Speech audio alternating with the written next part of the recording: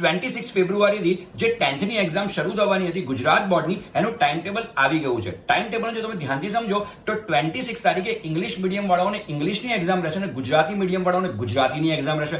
ત્યાર પછી એક રજા છે અને તમને લોકોને જોવા મળશે 28 તારીખ શનિવારે વિજ્ઞાનની એક્ઝામ. પછી મજો જ મજો છે. કદાચ મને લાગે છે હોળી ધૂળેટીની રજાને કારણે 4મી માર્ચે સીધી જ એસએસની એક્ઝામ છે.